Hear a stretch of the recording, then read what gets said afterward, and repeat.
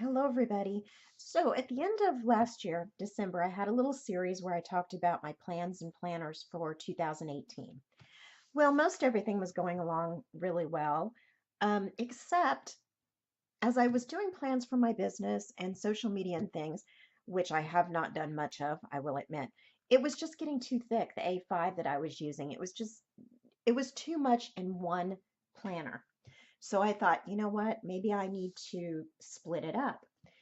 And I didn't know exactly how I was going to do that, but of course, with anything I do, I'm going to go to Pinterest and see how others do it. I'm going to search it on YouTube and I'm going to see what everybody else is doing. And there were some great ideas out there. So I've set this one up with all the ideas that I liked and thought would work for me.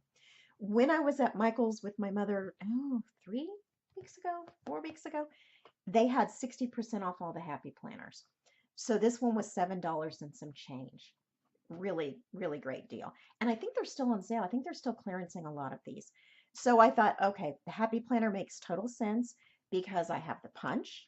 I have a lot of things. I have dividers and pockets and just things that I've kept to reuse whenever I have another Happy Planner. And plus, I miss the Happy Planner. So this is what I decided to use, and I'll show you how I set it up. So I just put a little bit there, and I'm not starting this until March, so we'll just switch right to March. And I've just got about 6 months in here, 5, 6 months in here, because I don't want it to be too fat either. Okay, so I just put some stickers here. This is where it says, what are you currently reading, eating, enjoying, whatever. I don't need that in a business planner. And this is a nice neutral, grays, black, white, metallic. I love that. So I can add color when I want to. This is the year of me trying to use up some of these stickers and all of these supplies I have. So I've decorated this probably more than I normally would a business planner, but I've got so much I need to use up. It's ridiculous, really. So I may use this in the future as a vision board for the month. I'll see. I'll let you know. We'll see how that goes in the future. All right, here's March. One of the great ideas that I found, and I wish I could give credit, but I watched so many videos, was to color code your posts, your YouTube videos, your blog posts, whatever. Mine are one and the same. I try to do one of each for the same subject. Color code them so that you can at a glance see, okay, I did way too many planner videos and I didn't make any cards, or I didn't do an art journal layout, or, that kind of thing. I didn't show any new products. I didn't do a haul.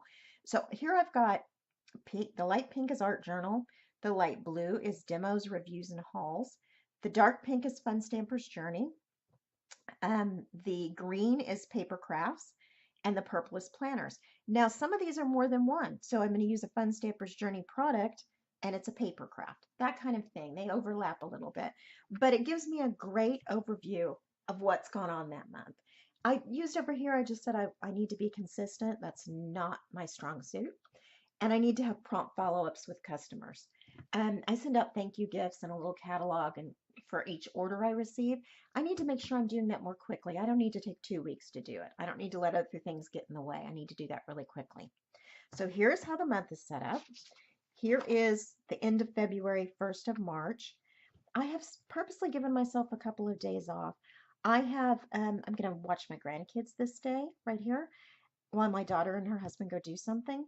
And then I'm going to have my grandson spend the night because it's his birthday and we're going to do some stuff. So I gave myself permission to not do anything with the business these 2 days. And the way I can do that is if I work hard the rest of the days and really get some stuff done. So that's what I'm doing. I've got some goals over here that I want to get done this week. And I've got this all set up. Now, next week, I don't have it set up yet. Things could change. I could move things around. So I've got some sticky notes of what I'd like to do. But if that changes, then it changes. Oh, and down at the bottom, I want to show you that I have, this is the content that I want to go live. And again, this may change. I may totally change what's going live on what day. I didn't plan on filming my content planner, but it just sort of spoke to me this morning that I wanted to do that. So that may be what I do rather than another video I planned on. Okay, let me get to the sections in the back that I've added. The first one is goals. And I've just put for March my main goals that I want to do. Um, I have my yearly goals and my quarterly goals in my A5 on project sheets, but I thought it'd be nice to kind of divide it out and put what I specifically want to do this month. And I've said add 100 YouTube subs. That's kind of a lot to add in a month, but I really, if I'm consistent and really work at it, I hope that I can accomplish that. Okay. And then I have a month in review where I asked myself, did I do these things I said I was going to do? Did I let something derail me? I'm very easily ADD. I'm very easily derailed, you know? What can I do differently next month? What about this planning am I going to change up next month? Okay, so that's my goals. The next section is my analytics. And so I've really never kept track of this very well. I mean, I'll look and see, oh, all of a sudden I gained 30 subs on YouTube in a few weeks, but I didn't pay attention to which videos are making people subscribe, which videos are getting the longest view time and getting the most likes and comments and that kind of thing, and which videos just kind of bomb and nobody really was caring to see them. So I really need to keep track of that. Also, as I get my first newsletter put out, I need to see, do I increase my subs? Are people actually opening my newsletter and reading it? And I have constant contact for my newsletter, and they will let me know who opened it, what links were clicked, who went and looked at different things that I suggested from that newsletter. So that's pretty cool to get all that information, and I should take advantage of having all that information. Okay, then I've got a brainstorm section, and I've just split it up by the different kinds of content I want to have. This 500 sub giveaway, I've already filmed that. It's going to go up, I think tonight it's going up. So I will leave a link below to this one, to the 500 sub giveaway, because um, it's open until March 20th, 2018. There are planner things, there are card making things. You want to go and enter that giveaway.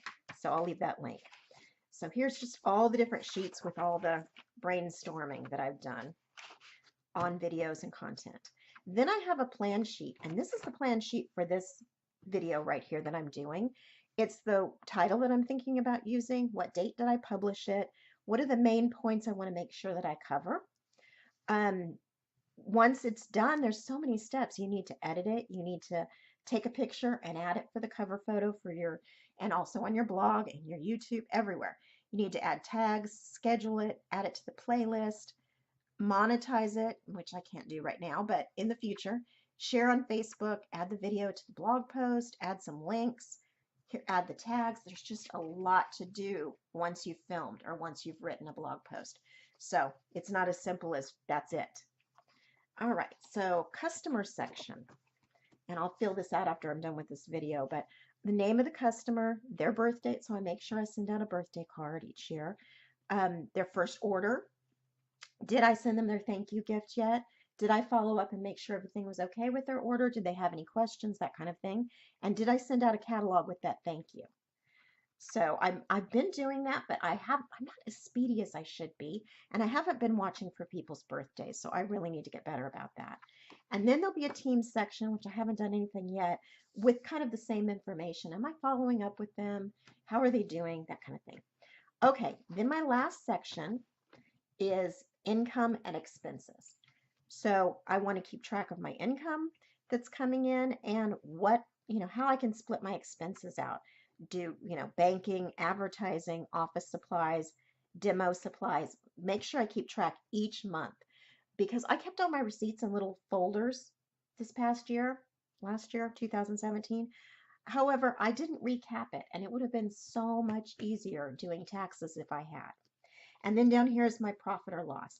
I'm still very new at this.